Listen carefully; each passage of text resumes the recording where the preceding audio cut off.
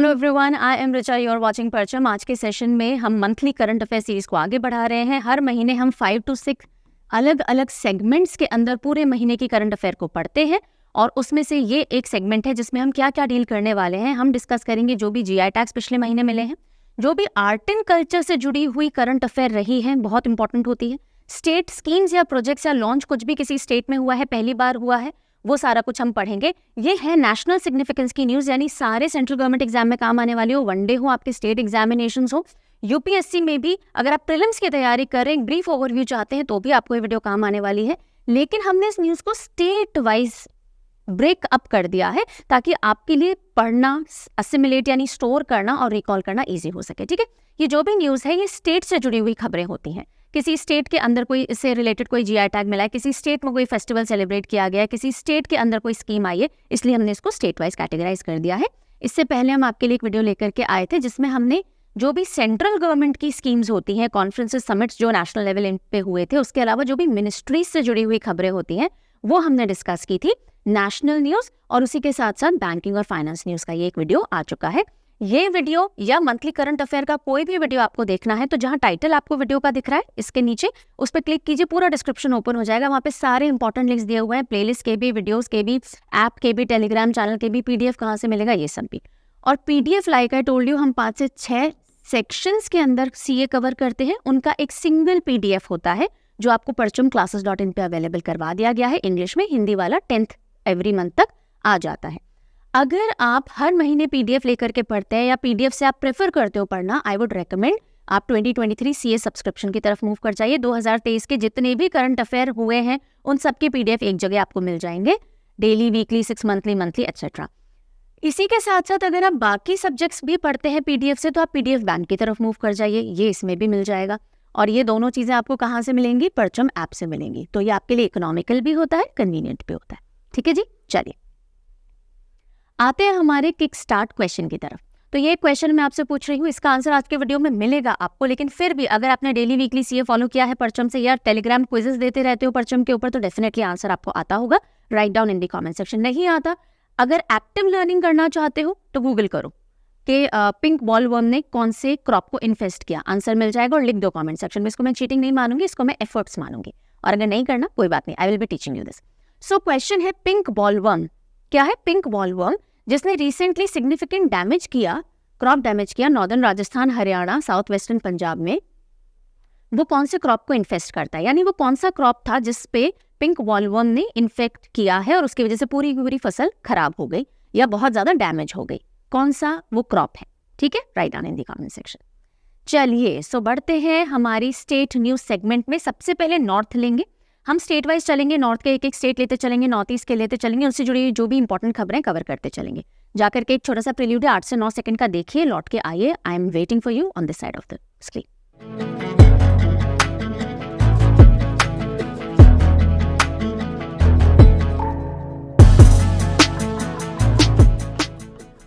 Alright, so welcome back. शुरुआत करते हैं जम्मू एंड कश्मीर से। एक न्यूज आई, some part of Ranbireshwar temple collapsed in Jammu. Jammu के अंदर रणबीरेश्वर मंदिर जो है उसका थोड़ा हिस्सा कोलैप्स हो गया। तो ये न्यूज अपने आप में इतनी इंपॉर्टेंट नहीं है, लेकिन क्योंकि रणबीरेश्वर मंदिर का इसमें मेंशन आया है, एग्जामिनर पूछ सकता है ये टेम्पल कहाँ है, किसने बनवाया था, एटसेट्रा एटसेट्रा। तो जल्दी से देख लेते हैं। रणबीरेश्वर टेम्पल जो कि जम्मू एंड कश्मीर में बहुत आस्था का केंद्र है, इनफैक्ट नॉर्दर्न इंडिया का सबसे बड़ा शिव टेम्पल कहा जाता है, और इस टेम्पल का नाम महाराज रणबीर सिंह के ऊपर पड़ा था। इसका कंस्ट्रक्शन 1863 एडी में शुरू हुआ, लेकिन कंप्लीट कब हुआ? 1883 एडी के अंदर इसको कंप्लीट किया गया है। तो उसका एक हिस्सा गिरा है, तो इसलिए बहुत बड़ी खबर बनती है। तो रणबीरेश्वर टेम्पल कहाँ है? जम्मू एंड कश्मीर के अंदर है और महाराजा रणबीर सिंह जी के नाम के ऊपर इसका नाम रखा गया है। फिर हम चलते हैं उत्तराखंड। जिस स्टेट से रिलेटेड कोई इंपॉर्टेंट न्यूज होगी उसी को लेंगे, जिसकी नहीं है उसको हम स्किप करते चलेंगे। तो अब न्यूज आ रही है उत्तराखंड से। उत्तराखंड में रिलीज या लॉन्च किया गया है रोजगार प्रयाग। रोजगार प्रयाग कौन सी स्टेट गवर्नमेंट ने लॉन्च किया है? तो प्रयाग सुन के आप उत्तर प्रदेश मार्क मत कर दीजिएगा। रोजगार प्रयाग जो है वो उत्तराखंड ने लॉन्च किया है। एक पोर्टल है यूथ के लिए, एम्प्लॉयमेंट अपॉर्चुनिटीज देने के लिए। सो सीएम पुष्कर सिंह धामी जो है उन्होंने लॉन्च किया है रोजगार प्रयाग पोर्टल, और उसी के साथ साथ युवा उत्तराखंड ऐप भी इन्होंने लॉन्च की है। इस पोर्टल का मेन ऑब्जेक्टिव क्या है? एम्प्लॉयमेंट अपॉर्चुनिटीज मिलेंगी, जो भी वैकेंसीज वगैरह होंगी यहाँ पे पता लग जाएंगी। और इस ऐप का मेन पर्पस है कि जो भी गवर्नमेंट स्कीम्स हैं यूथ से जुड़ी हुई, उनके बारे में यूथ को पता चलता रहे। देन नेक्स्ट खबर आती है that inclusion of Jamrani dam multipurpose project of Uttarakhand with PMKSY-AIBP। अब इस न्यूज को पहले समझिए। जामरानी डैम जो है मल्टीपर्पज डैम, वो बनेगा कहाँ पे? उत्तराखंड के अंदर। और उसी के साथ साथ ये भी आ गया कि ये जो मल्टीपर्पज डैम बनेगा, ये जो इरिगेशन से रिलेटेड जो स्कीम है उसके तहत इसको यूज में लिया जाएगा। अब वो कौन सी योजना है? प्रधानमंत्री कृषि सिंचाई योजना। अभी अगली स्लाइड पे आपको बड़ा दिख जाएगा, पोस्टर में लिखा है इसलिए मैं यहाँ से पढ़ रही हूँ। एक्सेलरेटेड इरिगेशन बेनिफिट प्रोग्राम, यानी ये जो मल्टीपर्पज डैम है इसका पानी इरिगेशन के लिए भी यूज में लिया जाएगा उत्तराखंड और उत्तर प्रदेश के कुछ डिस्ट्रिक्ट्स के अंदर। ठीक है, ये मेन न्यूज रही है। ये प्रोजेक्ट अभी कंप्लीट नहीं हुआ है, ये 2028 मार्च 2028 तक कंप्लीट होगा, अभी प्रपोज्ड है। और ये एक मेन और किस काम में लिया जाएगा? मल्टीपर्पज डैम इरिगेशन के काम में लिया जाएगा, ये न्यूज रखी गई है। इसकी टोटल कॉस्ट 2584 करोड़ है, जिसके लिए सेंट्रल असिस्टेंट यानी केंद्र सरकार कितना असिस्टेंस देगी? 1557 करोड़ अप्रॉक्सीमेटली सेंट्रल गवर्नमेंट से आने वाला है। ओके, चलिए।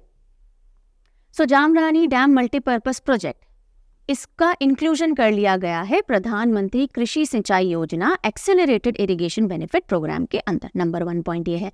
और like I told you, central government इतनी इसके अंदर बजट मतलब राशि देगी, और इसका जो टोटल प्रोजेक्ट कॉस्ट है वो 2584 करोड़ है। अब एक कॉमन सा क्वेश्चन आता है जब भी किसी मल्टीपर्पज डैम की या डैम की बात आती है, तो पहला क्वेश्चन क्या आ सकता है? पहले वो समझो। आपसे पूछा जा सकता है जामरानी डैम मल्टीपर्पज डैम जो है, ये प्रोजेक्ट जो है वो कहाँ बन रहा है, कौन सी स्टेट से रिलेटेड है? तो उत्तराखंड आपको पता होना चाहिए। कौन सी नदी के ऊपर ये डैम बनेगा? बिकॉज किसी न किसी नदी से पानी आता है, उसी पर डैम कंस्ट्रक्ट किया जाता है। कौन सी नदी है जिसके ऊपर बनेगा? सो इट इज अक्रॉस गोला, रिवर गोला। अब ये रिवर गोला क्या है? ये ट्रिब्यूटरी है रामगंगा की। ट्रिब्यूटरी यानी सहायक नदी जो उसमें पानी लेकर के आती है, और ये कहाँ है? नैनीताल डिस्ट्रिक्ट ऑफ उत्तराखंड के अंदर ये बहती है। तो ये जामरानी विलेज है, गांव है, जिसके नाम पे उस डैम का नाम रखा जाना है। इसी में hydro electric power generation capacity भी रखी गई है, और उसी के साथ साथ इरिगेशन के लिए भी ये काम में लिया जाएगा। एंड अब क्योंकि प्रधानमंत्री कृषि सिंचाई योजना की बात आई है इस पर्टिकुलर न्यूज़ के अंदर, तो ये योजना कब शुरू की गई थी इंपॉर्टेंट है। तो 15-16 के अंदर। देखो ये स्टैटिक पॉइंट हो जाता है, हमने करंट पढ़ लिया, उससे रिलेटेड स्टैटिक देख लेते हैं, पूछा जा सकता है स्कीम्स कब लॉन्च हुई हैं, कौन सी मिनिस्ट्री से रिलेटेड है, एटसेट्रा एटसेट्रा। सो 2015-16 के अंदर ये स्टार्ट की गई थी। मेन काम क्या है इसका? जो एग्रीकल्चरल एरियाज हैं वहाँ पे इरिगेशन फैसिलिटी प्रोवाइड की जा सके। और for the year 21 to 26 government ने 93,000 अप्रॉक्स करोड़ का बजट या आउटले यानी पूरी राशि इसके लिए एलोकेट की है कि इतना इस पे खर्च इस स्कीम पे किया जाना है। ठीक है जी, पंजाब की तरफ चले। पूसा 44, पूसा 44 क्या है? एक पैडी वैरायटी है, पैडी यानी चावल। So Pusa 44 paddy variety to be banned from next kharif season says Punjab CM. तो पंजाब सीएम मान साहब का कहना है कि जो पूसा 44 पैडी वैरायटी है अगले सीजन से बैन हो जाएगी, जबकि तो ये एक हाई यील्डिंग वैरायटी है, ये प्रोड्यूस ज़्यादा देती है, इसका उत्पादन क्षमता इसकी ज़्यादा है, फिर क्यों इसको बैन किया जा रहा है? तो जल्दी से समझ लेते हैं। सो मेनली ये जो वैरायटी थी ये 1993 के अंदर ICAR ने डेवलप की थी, यानी Indian council of agricultural research ने। इसका एक खूबी क्या थी? इसकी प्रोडक्शन कैपेसिटी ज़्यादा है, यील्ड ये ज़्यादा देती है। 30 to 40 क्विंटल पर एकड़ इसकी उत्पादकता है, जबकि बाकी जो है वो 28 to 30 क्विंटल पर एकड़ बाकी वैरायटीज देती हैं। फिर क्या तकलीफ आई भाई? इससे पानी ज़्यादा यूज़ करती है, ठीक है, और ऑलरेडी पानी की कमी चल रही है। एक तो वो रीज़न है, दूसरा है कि इसकी जो हाइट होती है, तो जो इसका जो मेन हम बोलते हैं जो चारा बन जाता है, स्टबल्स रह जाते हैं, जो इसकी स्टेम होती है ना, स्टेम बोलिए आप, जो मेन एक डंडी होती है वो ज़्यादा होती है, तो स्टबल ज़्यादा बनता है और स्टबल बर्निंग का इशू भी चल ही रहा है। तो देखिए, सबसे पहले लॉन्ग ड्यूरेशन वैरायटी है। पानी ज़्यादा क्यों लेती है? क्योंकि लॉन्ग ड्यूरेशन वैरायटी है। इस फसल को तैयार होने में ज़्यादा समय लगता है, 35 to 40 days more than other varieties. तो 5 से एक्स्ट्रा साइकिल्स ऑफ इरिगेशन इसको लगती हैं, इसलिए पानी ज़्यादा लेती है। ठीक है, तो इसको मैच्योर होने में टाइम लगता है। मैच्योर होने में टाइम लगे यानी फसल खेत में बहुत लंबे समय तक खड़ी रहेगी, तो इसको ज़्यादा इरिगेट करना पड़ेगा और इसलिए ज़्यादा पानी जाएगा। Punjab already severe ground water depletion face कर रहा है और इसके चलते इसको और ज़्यादा कंटिन्यू नहीं किया जा सकता। दूसरा, 2% ज़्यादा स्टबल देता है ये शॉर्ट वेराइटीज़ के कंपेरिजन में। तो छोटी फसलें जो होती हैं और लंबी होती हैं, तो जो लंबी होंगी उनमें स्टबल ज़्यादा होंगे। ठीक है जी, चलिए, तो इस रीजन से पूसा 44 किस चीज की वैरायटी है पूछा जाए तो it is a paddy variety. कहाँ इसको बैन किया जा रहा है? पंजाब के अंदर बैन किया जा रहा है। फिर हम चलते हैं वाघा बॉर्डर पे सबसे टॉल, हाइट की बात नहीं हो रही कि सबसे हायर एल्टीट्यूड पे नहीं, सबसे टॉल यानी कि अगर हम लेंथ देखें उस झंडे की तो सबसे टॉल ट्राई कलर को यहाँ पे फहराया गया है वाघा बॉर्डर पे। सो गडकरी जी जो हैं, नितिन गडकरी, उन्होंने इनॉग्रेट किया 418 feet national flag at Attari Wagah border, tallest in the country. पूरे देश में अभी तक सबसे लंबा झंडा जिसमें पोल बहुत लंबा हो, कितना? 418 फीट लंबा झंडा कहाँ फहराया गया है? अटारी, पंजाब के अमृतसर डिस्ट्रिक्ट के अंदर। और इसी के साथ साथ इसी में सर्वेलेंस सिस्टम भी लगा दिया गया है ताकि दूर दूर तक जो हमारा BSF है उसको बॉर्डर रिलेटेड एक्टिविटीज भी देखने में मदद मिल सके। अब अगेन स्टैटिक पोर्शन, हमने क्योंकि झंडे की बात की है, हमारे ट्राई कलर की बात की है, तो कॉन्स्टिट्यूशन का कौन सा आर्टिकल है, कौन सा शेड्यूल है जो बात करता है हमारे फंडामेंटल ड्यूटीज की, और उसमें एक ड्यूटी है कि हमें रिस्पेक्ट देना होता है हमारे कॉन्स्टिट्यूशन को, फ्लैग को, एट्सेट्रा। सो पार्ट 4A होता है कॉन्स्टिट्यूशन का, जिसमें आर्टिकल 51A है जो फंडामेंटल ड्यूटीज की बात करता है। कितनी फंडामेंटल ड्यूटीज है?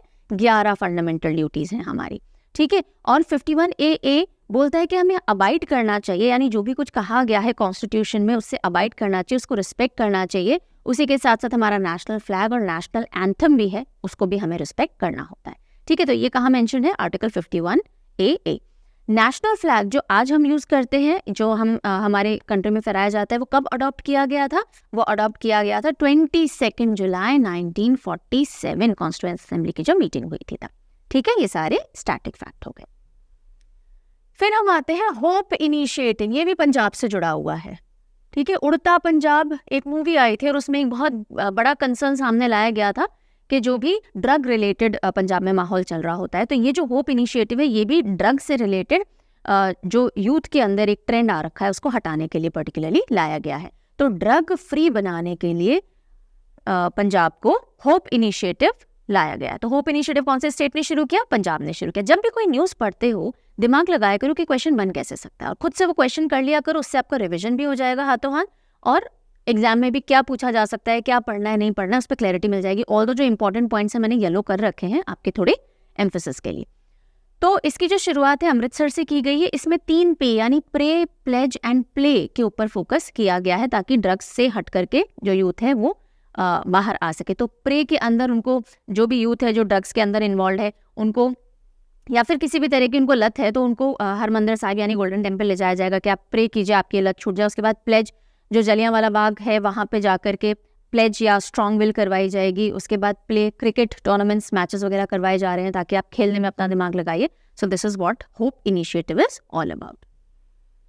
जय भीम मुख्यमंत्री प्रतिभा विकास योजना, कौन सी योजना है? जय भीम, जय भीम मुख्यमंत्री प्रतिभा विकास योजना launched by Delhi government.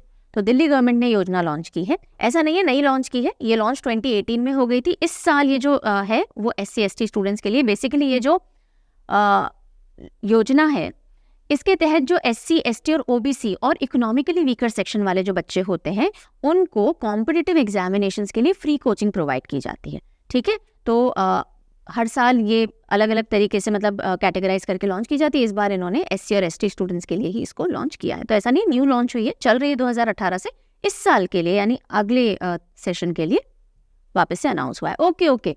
Before we move forward, SSC general awareness course is already going on Parcham app. अक्टूबर में ही इसको लॉन्च किया है। टारगेट ईयर है इसका 2024 यानी 2024 में। इलेक्शन के बाद जो आपके एग्जाम होंगे मोस्ट प्रॉब्ली इलेक्शन के बाद ही होंगे, पहले होने जैसा सीन नहीं है। काफ़ी सारे लोग बोल रहे हैं कि इलेक्शन के पहले SSC हो जाएगा, नहीं होगा, पॉसिबिलिटी नहीं है, अभी तक नोटिफिकेशन आ जाता, राइट।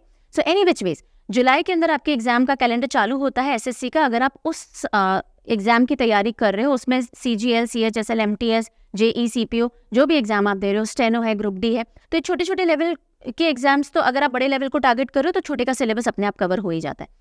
तो ये जो कोर्स है ये आपकी पूरी SSC के जनरल अवेयरनेस की तैयारी एक जगह पे करवा देगा। You need not refer any other source for it.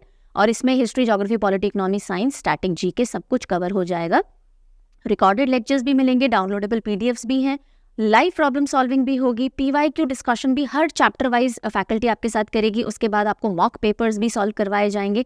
तो एक पावर पैक्ड कोर्स है जिसके अंदर जो स्टैटिक जीके है आई एम टेकिंग, और उसमें इस बार बहुत कॉम्प्रिहेंसिव 100 से भी ज़्यादा टॉपिक्स हम कवर करेंगे। आर्ट एंड कल्चर को काफ़ी डेप्थ में कवर करेंगे। SSC बहुत पूछता है यहाँ से। स्पोर्ट्स से जो भी क्वेश्चंस अभी तक बने हैं उन सारे सिनेरियोज को लेकर के डिस्कशन करेंगे। एनवायरनमेंट एक्सेट्रा स्टैटिक पॉइंट सारे हम कवर करने वाले हैं, ठीक है।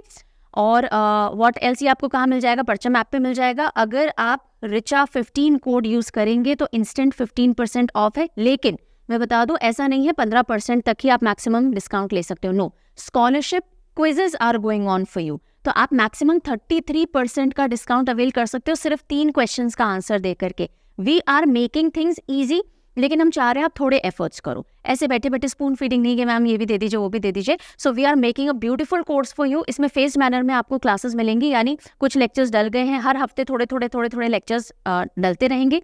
इंट्रोडक्टरी वीडियो है, वहाँ पे शेड्यूल है, लेक्चर कब कब डलेंगे। फ्री लेसन्स आपके लिए डाले गए हैं, देखिए अच्छे से जज कीजिए, फिर बाय कीजिए अगर आपको बाय करना है।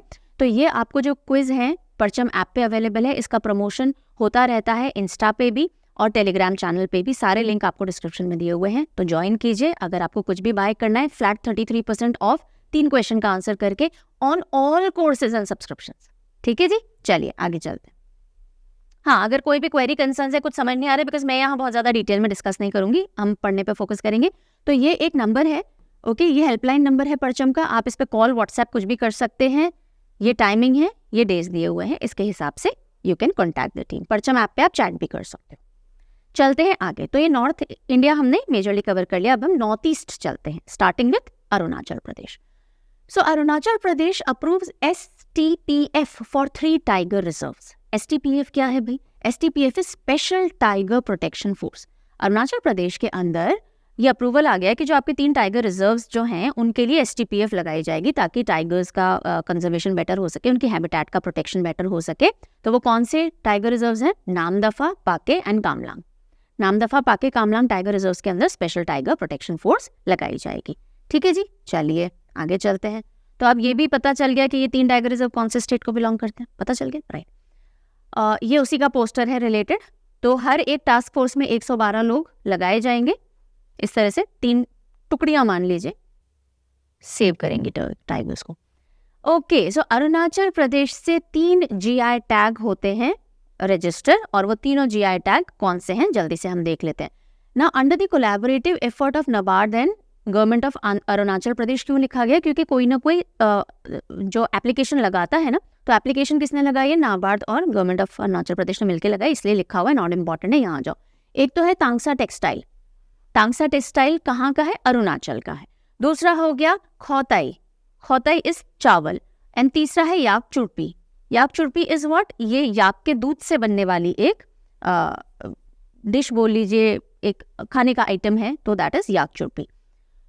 सो अब इन तीनों को हम देखते हैं। खामती राइस, ये जो आपने इधर पढ़ा, खौताई या खामती भी बोलते हैं इसको, Khamti rice and Tangsa textile, इन दोनों को मिला GI tag. Khamti rice basically sticky rice variety है जो कि नामसाई डिस्ट्रिक्ट ऑफ अरुणाचल के अंदर उगती है। तांगसा टेक्सटाइल की अगर हम बात करें तो जो तांगसा ट्राइब है, तांगसा ट्राइब कौन से डिस्ट्रिक्ट में? मेजरली चांगलोंग डिस्ट्रिक्ट ऑफ अरुणाचल प्रदेश है, वहाँ पे ये हैं और ये लोग बनाते हैं इसको। ठीक है, और उसके अलावा जो ये मैं चुरपी आपको बता रही थी, चुरपी एक नेचुरली फर्मेंटेड मिल्क प्रोडक्ट है जो कि अरुणाचली याक के दूध से बनता है। अरुणाचली याक जो है पर्टिकुलरली वो अरुणाचल में कहाँ पाया जाता है? West Kameng and Tawang district के अंदर पाया जाता है, राइट। और ये याक याक के मिल्क से बनने वाला कोई भी ऐसा प्रोडक्ट, ये पहला ऐसा प्रोडक्ट है जिसको GI टैग मिला है। अभी तक याक के किसी से बनने वाले किसी प्रोडक्ट को GI टैग नहीं मिला है। और ये जो अरुणाचली याक है, इसको जो लोग रेयर करते, जो लोग पालते हैं, वो ब्रोकपास, उनको क्या कहा जाता है? ब्रोकपास हैं वो पास्टर्स जो होते हैं। ऑलराइट, देन सेतु बंधन स्कीम। कौन सी स्कीम है? सेतु बंधन स्कीम। ये जो स्कीम है इसको अप्रूव किया गया है अरुणाचल प्रदेश में 7 ब्रिजेस बनाने। मतलब इस स्कीम के तहत, सेतु बंधन स्कीम के तहत क्या होगा कि 7 ब्रिज प्रोजेक्ट्स अरुणाचल के अंदर बनाए जाएंगे। यानी जो अरुणाचल के ऐसे एरियाज हैं जो बहुत वेल कनेक्टेड नहीं थे, उनको भी अब कनेक्ट किया जाएगा। यही सेतु बंधन स्कीम का मेन ऑब्जेक्टिव होता है कि जो रिमोट या जो बॉर्डर लाइनिंग एरियाज होते हैं, जो वेल कनेक्टेड नहीं होते हैं, तो ब्रिजेस के थ्रू उन तक पहुंचना ईजी हो सके, बिकॉज बीच बीच में नदियां आ जाती हैं और ऐसे टेरेन्स हो जाते हैं जिनकी वजह से पानी आ जाता है, हम पहुंच नहीं पाते हैं, तो कनेक्टेड नहीं होते हैं वो विलेजेस ढंग के। उनको कनेक्ट करने के लिए सेतु बंधन स्कीम चलाई जा रही है और उसके तहत 7 bridge projects worth 118 crore and 50 lakh rupees Arunachal Pradesh के अंदर चालू किए जाएंगे। ये कनेक्टिविटी को इम्प्रूव करेंगे।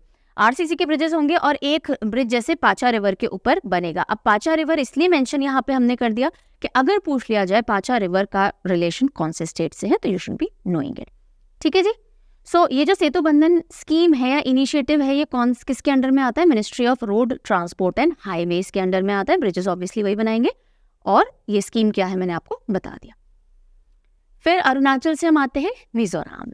सो अब ये जो क्वेश्चन आपसे पूछ रही हूँ मैं, मतलब अभी नहीं पूछ रही हूँ, मैंने नेशनल न्यूज़ जब पढ़ाई थी तो जाते जाते आपसे साइनिंग ऑफ क्वेश्चन पूछा था।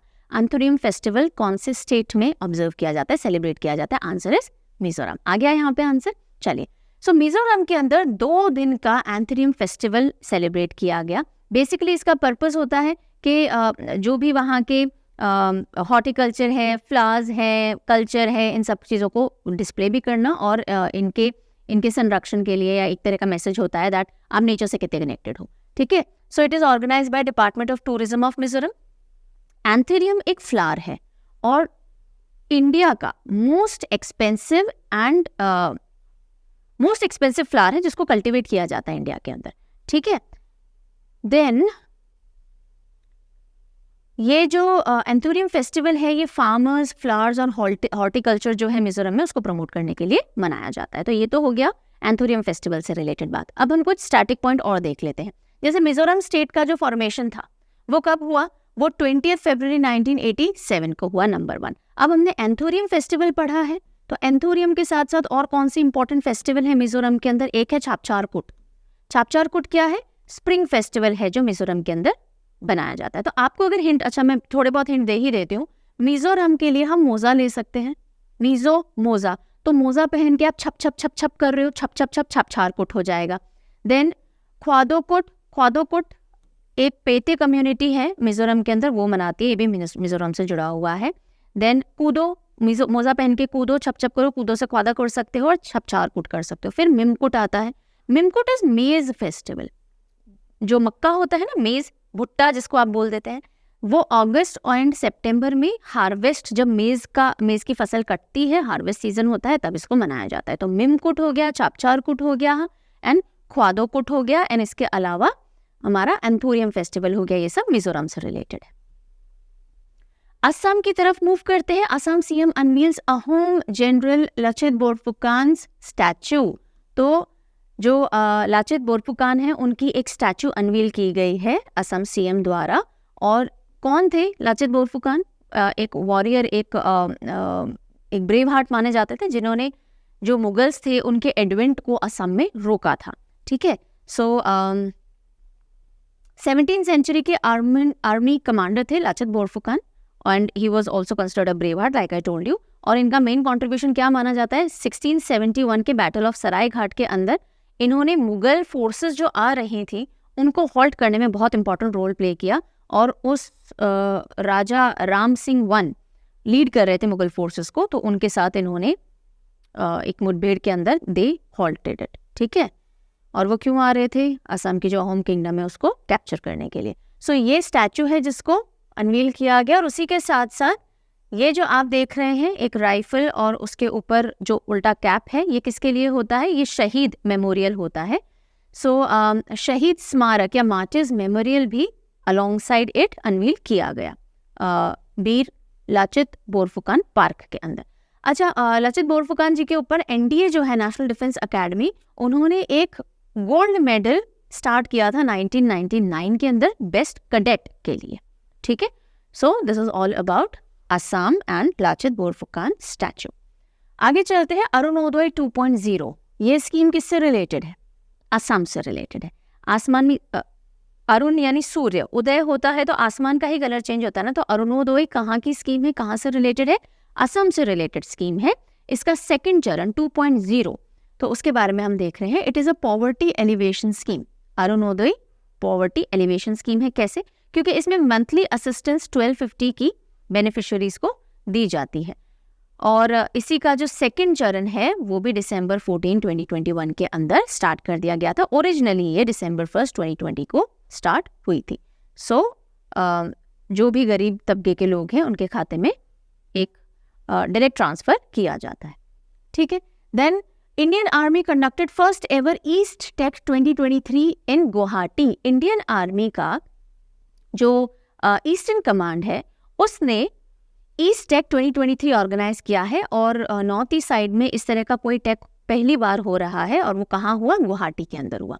Indian army and ministry of commerce and industries इन्होंने मिलकर के इस ईस्ट टेक को ऑर्गेनाइज किया गुवाहाटी के अंदर.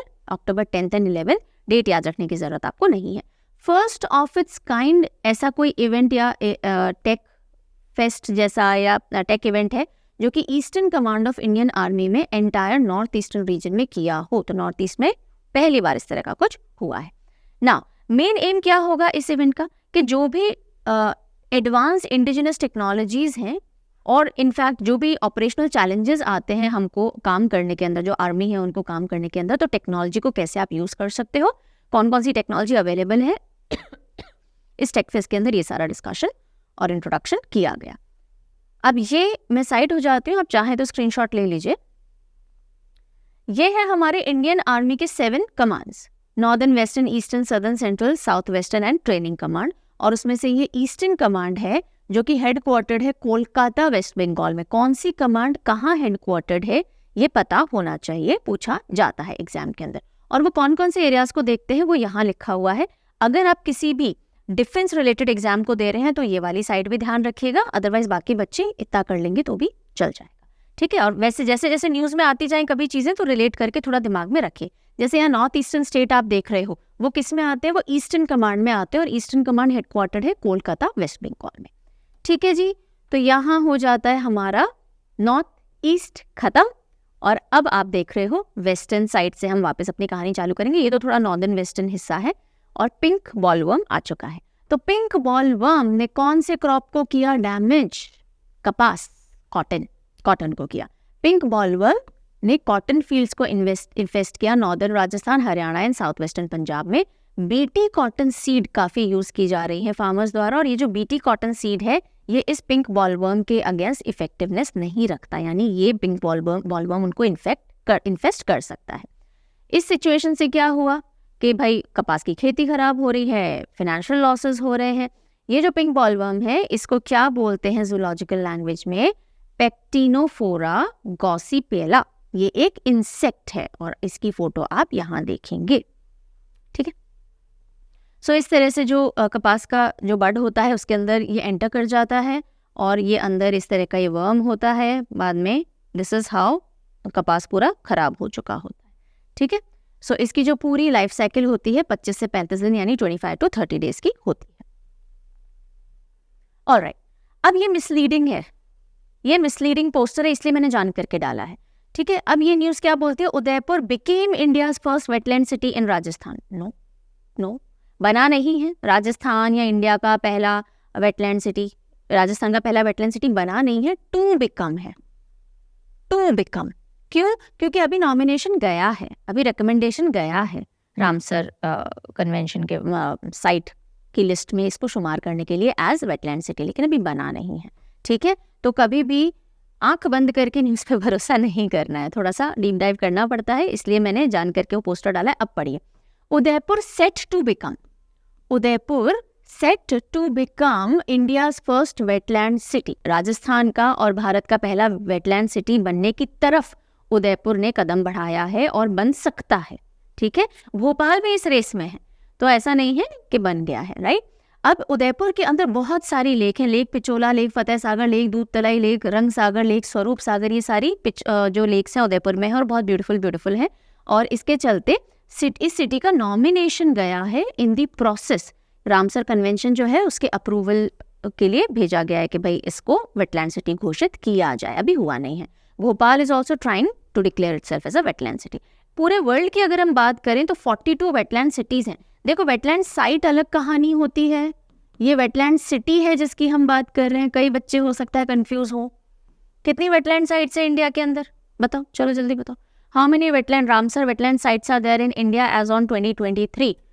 और वेटलैंड सिटीज़ की हम बात करें तो भारत में अभी कोई भी वेटलैंड सिटी नहीं है, और उसी को बनाने के लिए कवायद चल रही है, या तो उदयपुर या Bhopal, and most probably Udaipur race में आगे है, और यही न्यूज़ आपसे साझा की गई है, और इसमें कुछ भी नहीं है। आगे आ जाइए। Gujarat Dhordo awarded UNWTO's best tourism village 2023। World United Nation world tourism organisation, trade नहीं है ये, वर्ल्ड टूरिज्म ऑर्गेनाइजेशन ने बेस्ट टूरिज्म विलेज 2023 किसको दिया है? गुजरात के धोर्डो को दिया है। ये वही धोर्डो है जहाँ पे रण फेस्टिवल जो है ना वो सेलिब्रेट किया जाता है। So United Nation world tourism organisation ने Dhordo village Kutch district of Gujarat में जो है उसको ये अवार्ड दिया है, और ये होस्ट करता है एनुअल रण उत्सव। ठीक है जी, ओके जी, आगे चलो जी। UNWTO के बारे में कुछ स्टैटिक इन्फो है, फुल फॉर्म हमने देख ही लिया। इस ऑर्गेनाइजेशन का मेन काम क्या होता है? जो भी टूरिज्म हो वो रिस्पॉन्सिबल हो, सस्टेनेबल हो, और ये 1975 में एग्जिस्टेंस में आई थी। हेडक्वार्टर कहाँ है? मैड्रिड, स्पेन में। पेन मत करो जहाँ के लोगों के वहाँ आप घूमने जा रहे हो, जहाँ भी आप टूरिज्म के लिए जाते हो कचरा फैला देते हो, वहाँ के लोगों को एकदम मैड करके पेन में छोड़ के आ जाते हो। Don't do that, be a responsible tourist. Okay, चलिए। Then India's first liquid nano DAP fertiliser plant, India का पहला liquid nano DAP fertiliser plant कहाँ शुरू किया गया है? गांधीनगर के अंदर, कलोल में।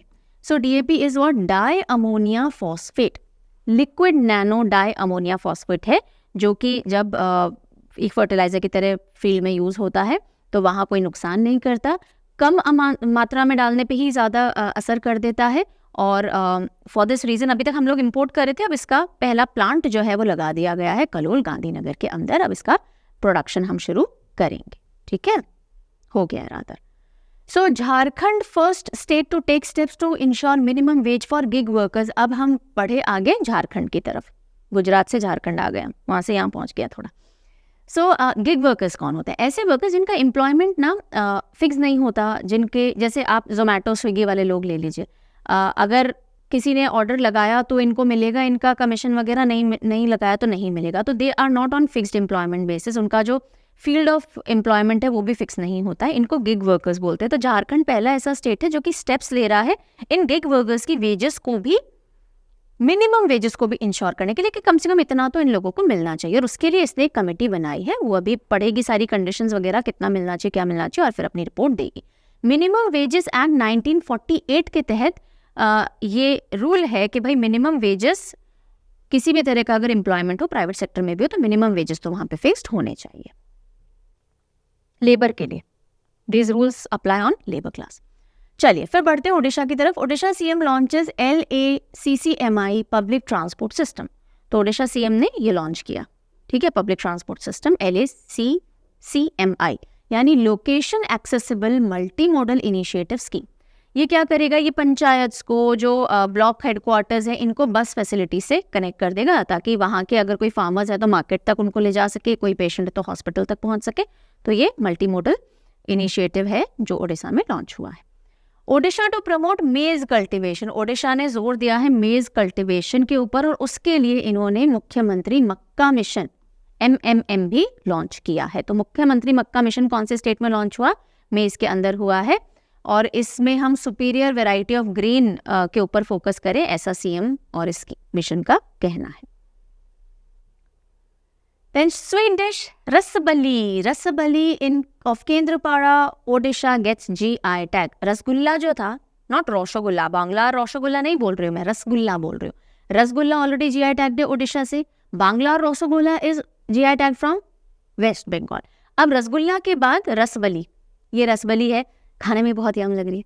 ओके, सो ये GI टैग हुई है कहाँ से? ओडिशा से। और ये श्री बलदेव जी टेम्पल जो है वहाँ पे भोग के तौर पे 262 ईयर्स से भोग के तौर पे इस्तेमाल की जा रही है, यानी भोग लगा जाता है वहाँ पे श्री बलदेव जी मंदिर के अंदर रसबली का। तो रसबली कहाँ से GI टैग हुई है? ओडिशा से हुई है। Then PM to launch India's first, Uttar Pradesh पे आ जाता है। PM to launch India's first regional rapid transit system on 20th October. तो ये पोस्टर था, 20th अक्टूबर निकल चुका है, यानी ये लॉन्च हो चुका है। Regional rapid transit system RRTS जो है वो लॉन्च हो चुका है। कहाँ से लॉन्च किया गया PMG द्वारा? उत्तर प्रदेश से इसको लॉन्च किया गया, साहिबाबाद रैपिडेक्स स्टेशन से। ठीक है, तो यूपी से इसको लॉन्च कर दिया गया। सो PM launch India's first regional rapid transit system. ये जो रैपिड ट्रांजिट सिस्टम है ये कहाँ कहाँ कनेक्ट करेगा? अभी दिल्ली, गाजियाबाद, मेरठ वाला ये RRTS है जिसको लॉन्च किया गया, ये वाले कॉरिडोर को। और रैपिडेक्स ट्रेन जो है जिसकी स्पीड 180 किलोमीटर्स पर आवर रहेगी, इंटरसिटी कम्यूटिंग के लिए यानी रीजनल कनेक्टिविटी को और स्ट्रॉन्ग करने के लिए ये सिस्टम लॉन्च किया गया है। अभी अगर आप देखोगे फेज 1 है जिसमें ये वाले रूट्स एक्टिव हैं, फेज 2 और आएगा जिसमें और एरियाज को कनेक्ट करेगा। RRTS ट्रेन्स को नमो भारत ट्रेन्स कहा जाएगा। Okay, RRTS rapid rail transit services, regional connectivity फटाफट फास्ट हो सके तो फास्ट ट्रेन्स यहाँ पे सर्विसेज देंगी।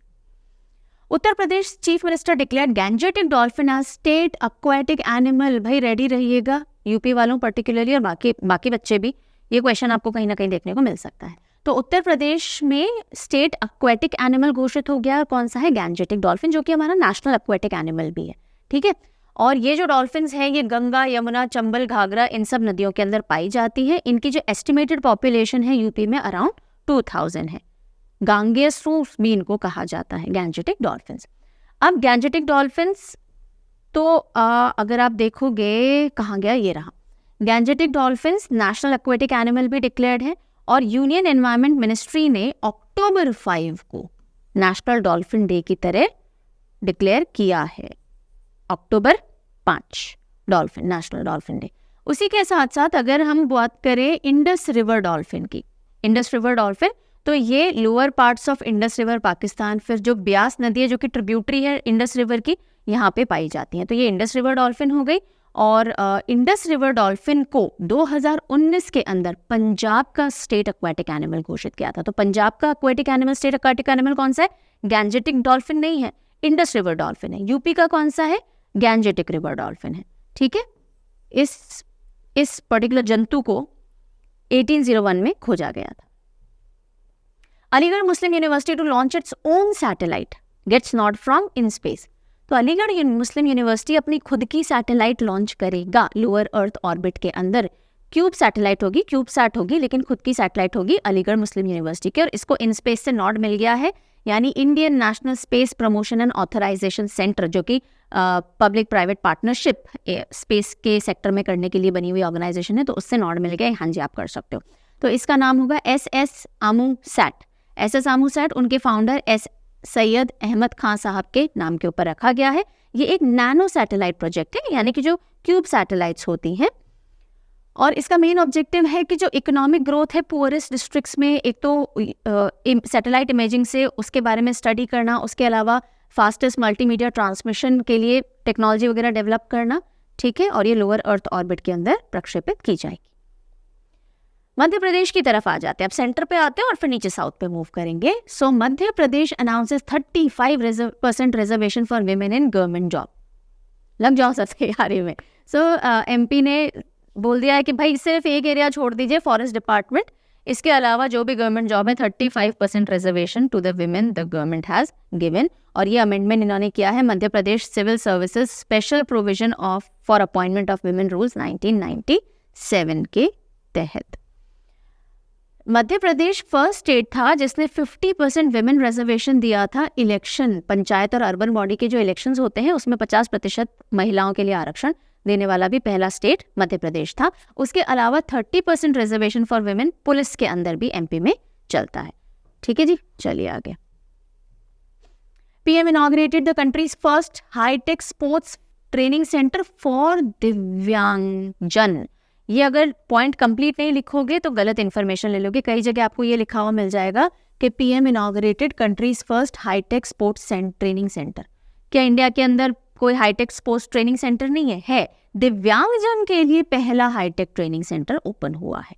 ठीक है, कहाँ हुआ है? ग्वालियर मध्य प्रदेश के अंदर हुआ है। PM अटल बिहारी वाजपेयी जी के नाम के ऊपर इसका नाम रखा गया है। तो अब हाईटेक जो ट्रेनिंग है वो हो सकेगी स्पेशली एबल्ड लोगों की, जो कि पैरा स्पोर्ट्स वगैरह में जाते हैं। Bhopal mahila thana becomes country's first to get ISO certification. Again आधी अधूरी खबर है ये। becomes country's first mahila thana या women police station to get ISO certification. ठीक है, तो ऐसा नहीं है कि इंडिया में अभी तक ISO सर्टिफाइड थाने नहीं है, नहीं। Bhopal mahila thana becomes country's first women centric police station जिसको ISO सर्टिफिकेशन मिला है। ISO सर्टिफिकेशन क्या बोलता है कि आपकी जो सर्विसेज उनमें गुणवत्ता बहुत है, यानी कि आप बहुत क्वालिटी वर्क कर रहे हैं, improving services, facilities, quality, safety, efficiency आप सब दे रहे हो। तो ISO 9001 2015 सर्टिफिकेट मिलने वाला पहला वुमेन सेंट्रिक थाना कौन सा है? भोपाल का महिला थाना। ठीक है जी, okay. PM Modi inaugurated Vijaypur Auraiya Phulpur gas pipeline project in Jabalpur MP। तो विजयपुर औरैया फूलपुर गैस पाइपलाइन कहाँ पर है भाई? तो ये जबलपुर MP के अंदर है, जिसको इनॉग्रेट पीएम मोदी साहब ने अभी जबलपुर MP में किया है। और इसका मेन एम क्या है? क्लीन अफोर्डेबल नेचुरल गैस पहुंचाना इंडस्ट्रियल और हाउस होल्ड पर्पजेस से। तो ये जो पूरा प्रोजेक्ट है, पाइपलाइन प्रोजेक्ट, ये 1100 अप्रॉक्स करोड़ की लागत से बनाया जाना है और ये करीब 256 किलोमीटर्स तक MP के अंदर स्ट्रेच होगा और विजयपुर औरैया फूलपुर को कनेक्ट करता हुआ ये प्रोजेक्ट होने वाला है। तो अब हम आते हैं बिहार कास्ट बेस्ड सर्वे के रिजल्ट के ऊपर। तो बिहार पहला ऐसा राज्य है जिसने एक स्टेट लेवल पे कास्ट बेस्ड सर्वे करवाया और उसका रिजल्ट सामने आ गया। मोटे मोटे सारे पॉइंट्स हम देख लेते हैं। इसी के साथ साथ बता दो, राजस्थान ने भी डिक्लेयर कर दिया कि हम भी स्टेट लेवल पे कास्ट बेस्ड सर्वे करेंगे, सेंसस करेंगे, तो वो सेकंड स्टेट हो जाएगा ऐसा करने वाला। तो जो कास्ट बेस्ड सर्वे रहा बिहार का, वो स्टार्ट हुआ जनवरी 7, 2023 के अंदर और ऐसे आंकड़े आए कि 214 कास्ट हैं बिहार गवर्नमेंट की लिस्ट के ऊपर जो आई हैं। बैकवर्ड कास्ट 27% है बिहार के अंदर, extremely backward caste 36%, schedule caste 19%, schedule tribe 1.68% और जनरल कैटेगरी 15% दर्ज की गई पॉपुलेशन के केस के अंदर। अगर हम बात करें सब सेक्शंस पे चलें तो यादव्स की परसेंटेज बिहार के अंदर 4.26 है, ब्राह्मण्स 3 अप्रॉक्स, राजपूत 3 अप्रॉक्स और कायस्थ 0.6% है। बिहार गवर्नमेंट ने 500 करोड़ रुपए इस पूरे सर्वे के लिए लगाया और वो जो फंड है वो जो रुपए है वो कंटिजेंसी फंड से निकले हैं। पहली बात पे बिहार की जो टोटल पॉपुलेशन दर्ज हुई है वो 13,07,25,310 यानी कि 13,07,25,310, जो कि कंपेयर करें तो 10.41 करोड़ थी 2011 के सेंसस के हिसाब से। हिंदूज अप्रॉक्सीमेटली 81.99% है, मुस्लिम की जो पॉपुलेशन काउंट आई है वो अराउंड 17.7% आई है। उसी के साथ साथ यहाँ अगर आप देखेंगे इस वाले पोस्टर को, तो एक्सट्रीमली बैकवर्ड क्लासेस हमने पढ़ लिया था 36% है, अदर बैकवर्ड 27 है, इन अदर बैकवर्ड में 14.27 यादव्स ही हैं। ठीक है, then what else, that is it. ठीक है, तो अगर आप इन दोनों को मिला लेंगे, other backward and extremely backward को, तो ये 63% of total population, state population बनता है and total population approximately 13 crore आती है। तो ये सारा क्रक्स हो गया। और इंडिया लेवल पे अगर हम बात करें तो हमारा जो लास्ट सेंसस था, पॉपुलेशन सेंसस 2011 में हुआ था, सबको पता ही होगा। शेड्यूल कास्ट और ट्राइब का जो डेटा था, जो डेटा है वो पब्लिश होता है, लेकिन बाकी जो कास्ट का डेटा आता है वो पब्लिश नहीं किया जाता है। 51 से 2011 तक SC/ST डेटा जरूर आया है सामने, लेकिन नेशनल सेंसस में बाकी कास्ट का नहीं आया है। ठीक है, अब हम आते हैं महाराष्ट्र और फिर फर्दर साउथ चलेंगे। तो Shivaji's wagh nakh to return from London. Shivaji का एक पॉपुलर वाघ नख था, हिस्ट्री में आपने जरूर पढ़ा होगा, जो शेर का पंजा होता है, वाघ नख, पिक्चर में देख लीजिए, दिस इज शिवाजीज वाघ नख। किसको मारा था शिवाजी ने इस वाघ नख से? तो शिवाजी ने बीजापुर सल्तनत के जनरल जो थे अफजल खान, उसको इस वाघ नख से मारा था। और ये एक आयरन वेपन है जो कि वाघ यानी जो टाइगर होता है उसके पंजे जैसा होता है, और इसको Victoria and Albert museum in London में रखा गया था। अब महाराष्ट्र कल्चरल अफेयर्स मिनिस्टर ने साइन किया एक MOU उनके साथ कि ये वापस आएगा एंड मोस्ट प्रोबेबली मुंबई के छत्रपति शिवाजी महाराज वास्तु संग्रहालय के अंदर इसको रखा जाएगा अपॉन रिटर्न। छत्रपति शिवाजी महाराज जी की बात करें तो मराठा एम्पायर के फाउंडर रहे वो, और उनका जन्म 19 फरवरी 1630 के अंदर पुणे में शिवनेरी फोर्ट के अंदर हुआ था, और उनको इंडियन नेवी का जनक भी कहा जाता है, और he passed away in 1680। Maharashtra government approves to establish independent ST commission. तो independent schedule tribe commission Maharashtra government बनाएगी on the lines of central ST commission. ये बस एक डिसीजन या इस प्रपोजल को अप्रूवल मिल गया है। PM launches 511 skill centres in Maharashtra on October 19। तो डेट याद रखने की बिल्कुल जरूरत नहीं है। प्रधानमंत्री जी ने 511 स्किल सेंटर्स लॉन्च किए हैं महाराष्ट्र के अंदर in the name of late BJP leader Pramod Mahajan. हर एक सेंटर क्या करेगा? हर एक सेंटर 100 यंगस्टर्स को 2-2 स्किल्स के ऊपर ट्रेन करेगा और ये किसके तहत होगा? नेशनल स्किल डेवलपमेंट मिशन के तहत होगा, जो कि 2015 यानी 2015 में लॉन्च किया गया था। And on the occasion of, कब लॉन्च हुआ था? World youth skills day. तो जल्दी से बताओ, बहुत देर से आपसे क्वेश्चन नहीं पूछा है, बताइए वर्ल्ड यूथ स्किल्स डे कब आता है? ठीक है, जागते रहो, इसके लिए बहुत जरूरी है आपसे क्वेश्चन पूछा जाए। Mumbai on cyclone Tej alert. तो अक्टूबर के अंदर जो हमारा इंडियन मेट्रोलॉजिकल डिपार्टमेंट है IMD, उसने मुंबई को अलर्ट किया था कि एक साइक्लोन है तेज, वो अरेबियन सी में उठ रहा है और उसका इम्पैक्ट जो भी कोंकण कोस्ट है, मुंबई वाला हिस्सा है, वहाँ पे भी देखने को मिलेगा। हालांकि उसने जो डाउनफॉल किया वो कहाँ किया? वो अरेबियन पेनिनसुला पे किया, लेकिन इम्पैक्ट इसका यहाँ पे भी देखा गया, तो उसकी अलर्ट जारी हुए थे। सो IMD ने अलर्ट किया कि अरेबियन सी में एक साइक्लोन स्टॉर्म उठ रहा है और विंटर्स के टाइम में यूजुअली उठता है बिकॉज समुद्र का पानी गर्म हो जाता है ना, तो यहाँ पे देखने को मिलते हैं। साइक्लोन तेज नाम दिया गया। अब ये किसने दिया भाई नाम?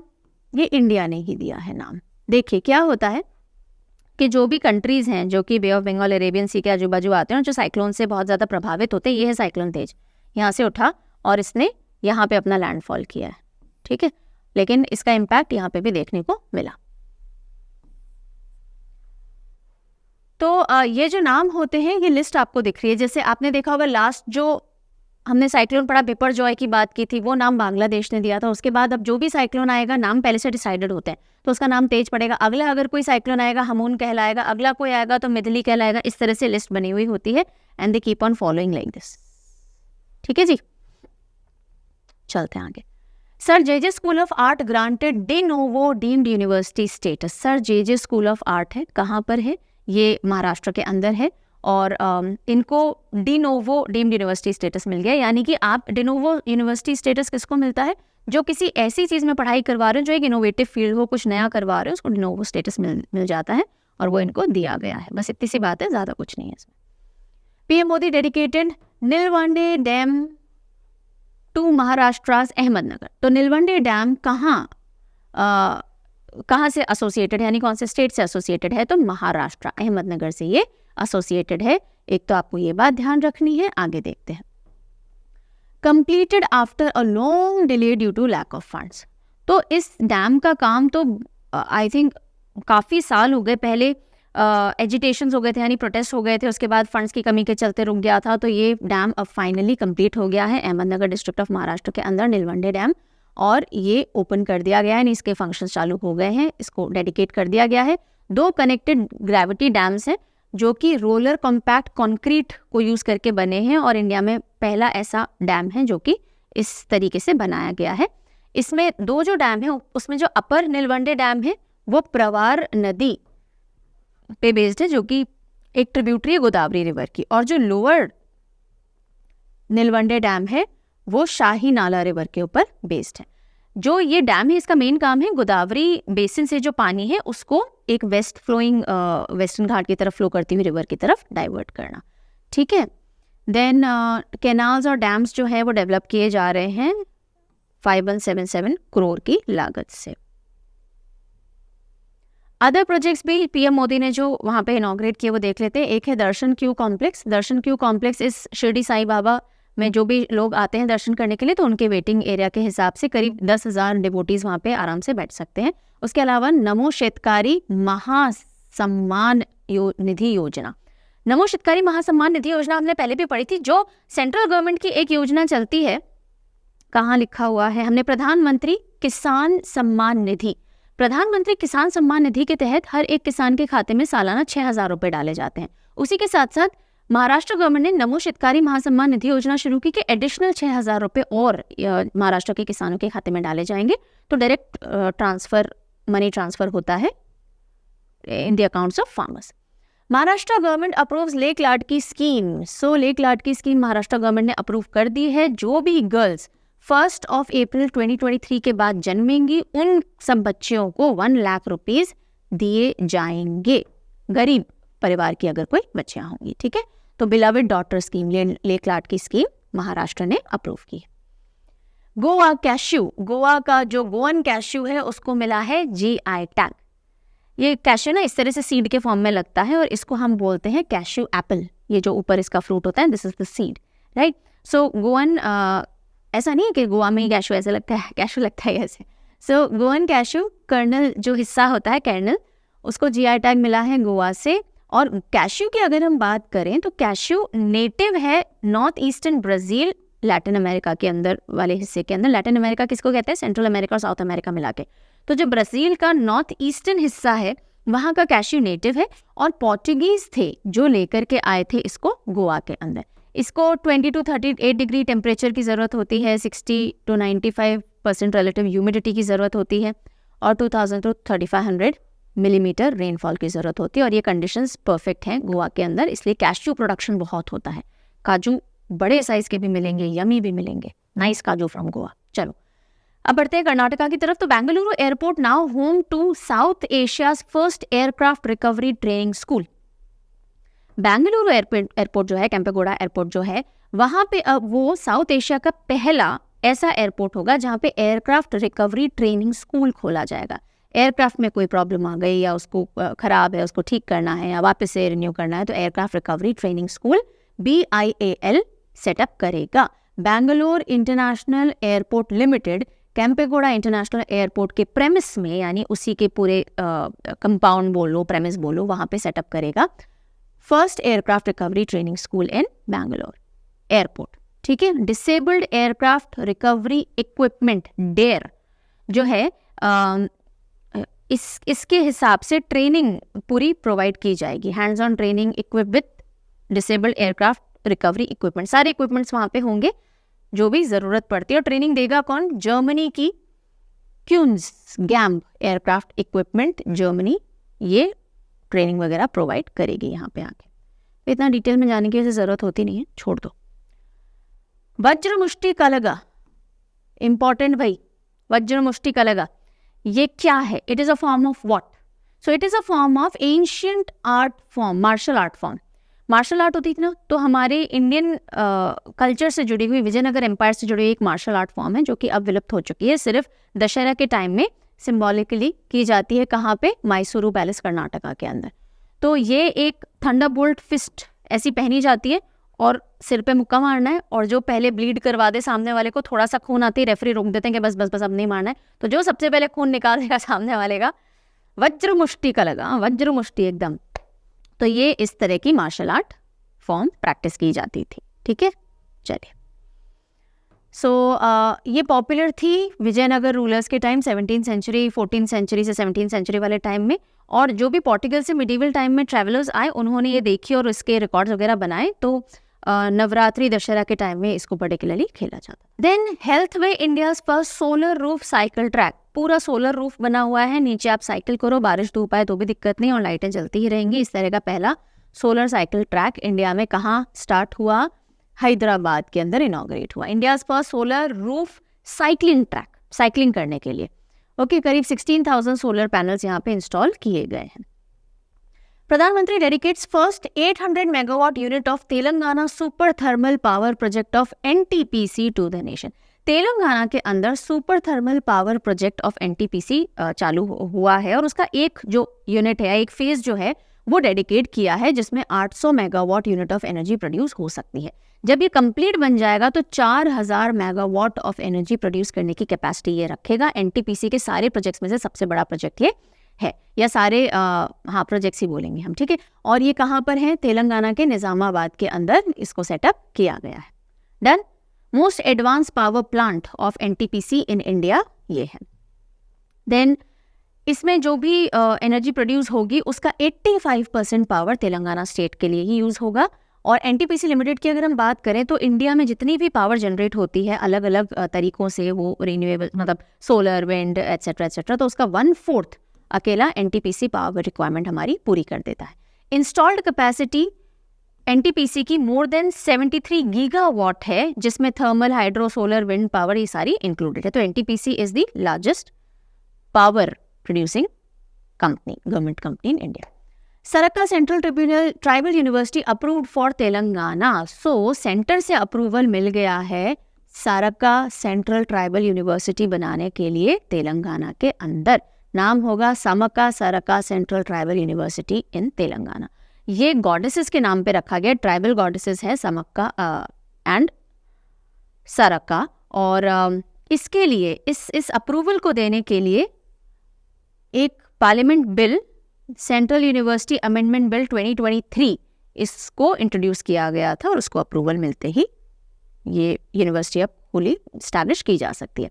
सो ट्राइबल एरियाज के अंदर एजुकेशन पहुंचाने के लिए amendment to central university act 2009, जिससे कि Sammakka Sarakka central tribal university बन सके, उसको अप्रूवल मिल गया है।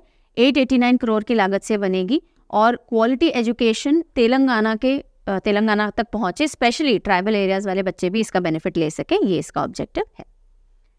Bathukamma festival of flowers. Bathukamma festival कहाँ सेलिब्रेट किया जाता है? बतुकम्मा फेस्टिवल तेलंगाना के अंदर होता है, ठीक है। तो जैसे हम बात के बाद तेल लगा लें, ऐसे याद रख सकते हैं। वैसे बतुकम्मा फेस्टिवल कई बार हमने पढ़ा है करंट अफेयर्स में, सीधे भी याद हो जाएगा। इसके अंदर पहली चीज़ तो विमेन सेलिब्रेट करती हैं, बहुत सारे फ्लावर्स से डेकोरेट किया जाता है और इसमें बोडम्मा एक डेटी बनाई जाती है, यानी एक देवी बनाई जाती है, गौरी, जो कि माँ दुर्गा। और उसको बनाने के बाद जो मिट्टी होती है ना, ज़मीन की चिकनी मिट्टी वगैरह, उससे वो देवी बनाई जाती है। फिर उनको डेकोरेट किया जाता है फ्लावर्स से और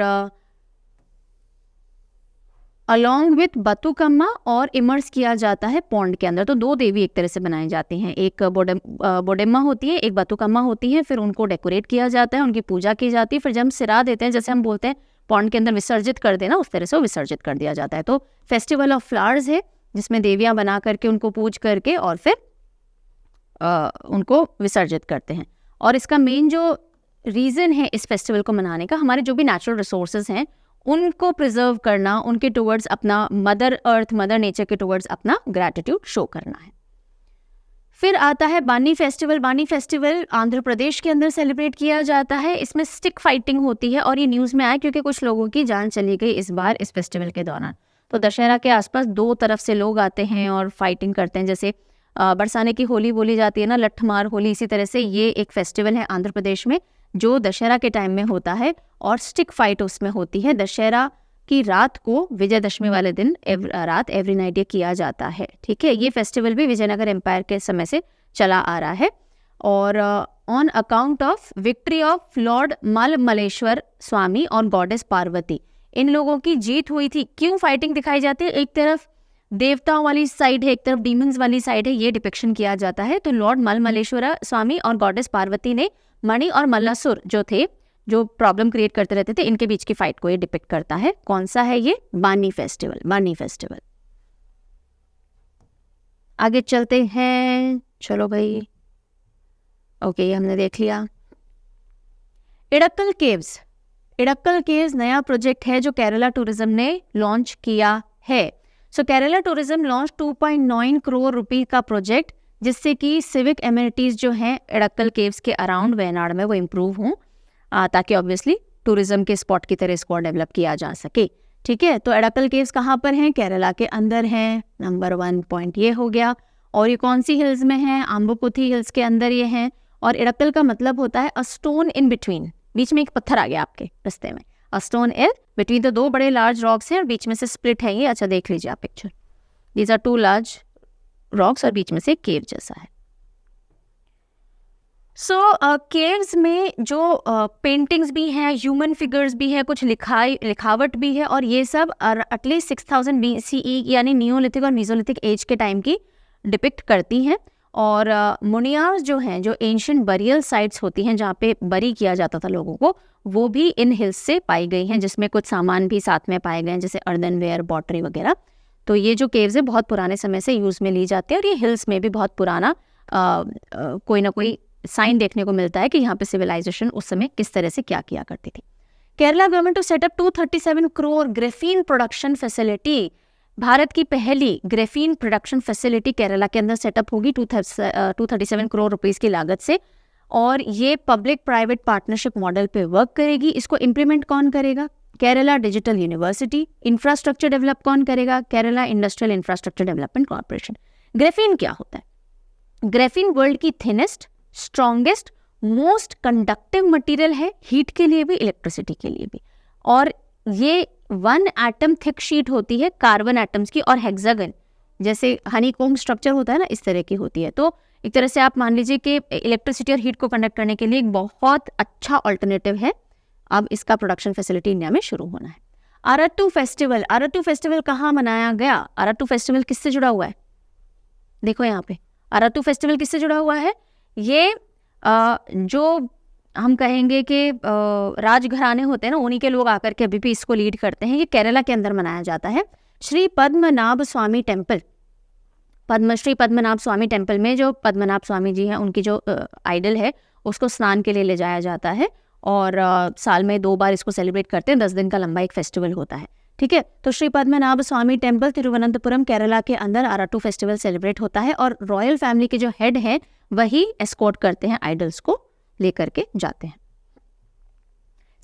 Kerala becomes the first state to have hall marking centres in all district. ये भी मिसिंग अगर कर दोगे ना, ऑल डिस्ट्रिक्ट मैंने कई जगह देखा, तो अगेन अर्थ का अनर्थ हो जाता है। Kerala to become first state to have hall marking centres, क्या कहीं और है? नहीं है। सारे 14 डिस्ट्रिक्ट जो हैं केरला के, उन सभी में हॉल मार्किंग सेंटर्स खुलेंगे, और ऐसा केरला पहला स्टेट बन जाएगा। ये होता है हॉलमार्क। हॉलमार्क किन चीज़ों से मिलकर बनता है? हॉलमार्क में एक BIS स्टैंडर्ड मार्क होता है, दूसरा प्योरिटी ऑफ गोल्ड दर्शाए, जैसे यहाँ पे 22 कैरेट 916 प्योरिटी वाला गोल्ड है ये, और एक होता है HUID कोड, जो कि 6 डिजिट का अल्फा न्यूमेरिक कोड होता है। इन तीनों को जब आप मिलाते हो तो आप बोलते हो ये हॉलमार्क है। देन उड़नगुड़ी पनांकरुपट्टी, उदनगुड़ी पनांकरुपट्टी, पनांकरुपट्टी गुड़ है बेसिकली, जैगरी गुड़। कहाँ का है ये कहाँ का गुड़ है?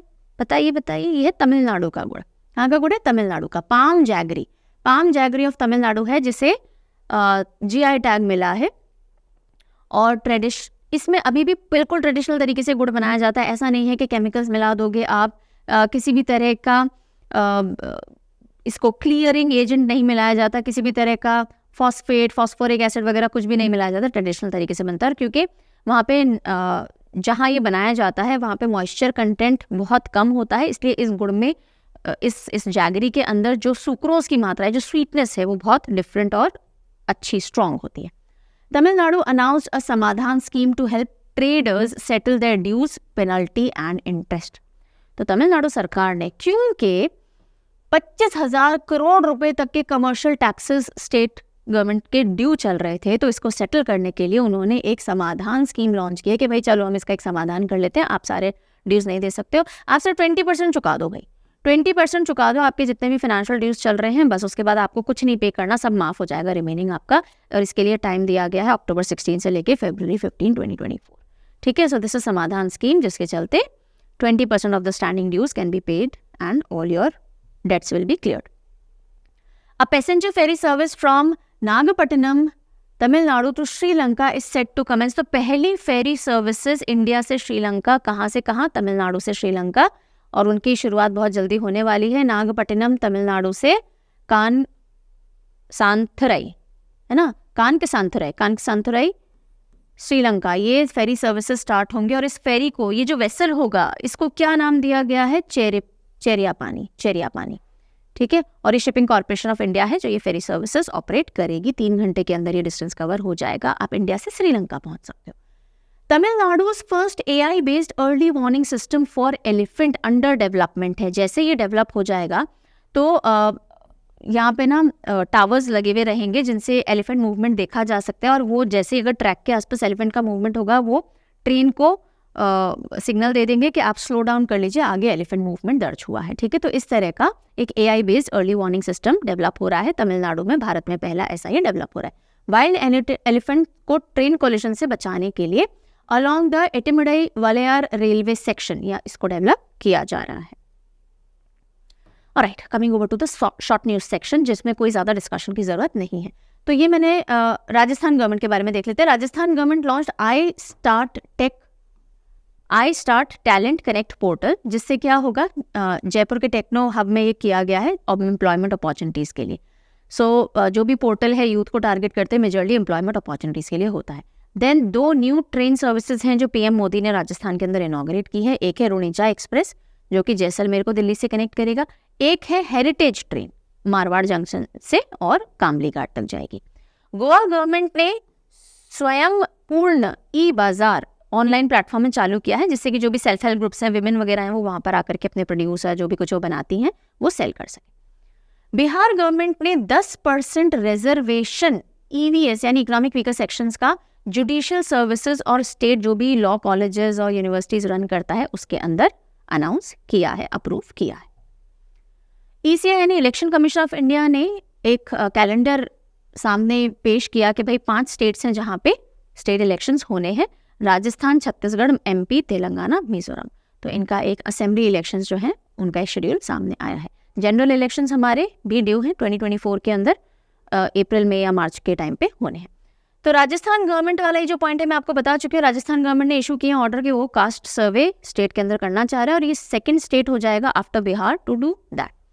16th agricultural science conference Kochi के अंदर इनॉग्रेट की गई।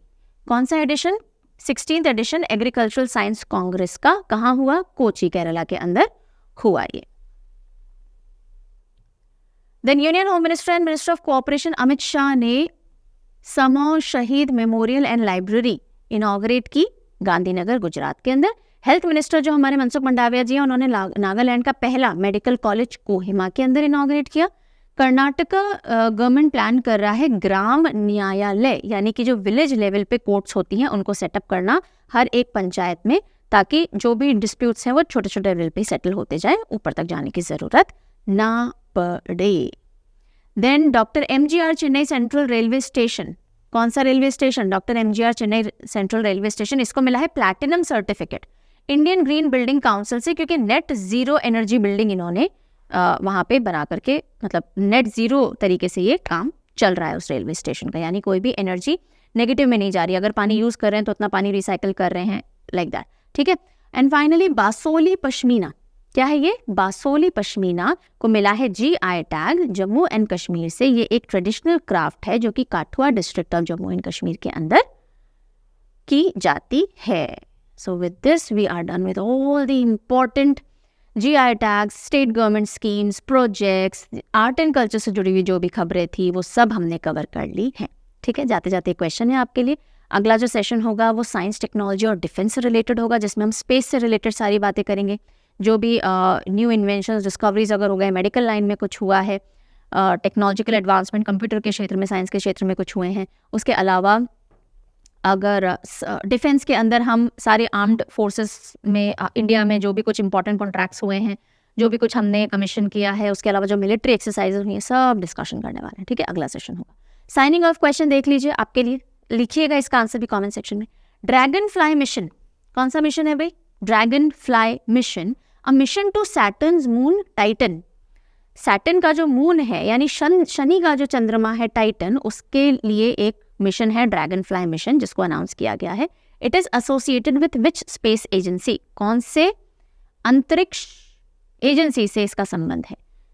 जापान की, अमेरिका की, इंडिया की या यूरोप? कौन सी एजेंसी है जिससे ये रिलेट करता है? ठीक है जी, तो ये था आज का सेशन। आई रियली होप सबको समझ में आ गया होगा। You would have learned all the news thoroughly, समझ गए होंगे आप। अगर कोई भी फीडबैक, कमेंट है, कोई रिक्वेस्ट है टॉपिक के लिए, तो you can always write down in the comment section. I do read all your comments. So until we meet next, take good care of yourself. Bye.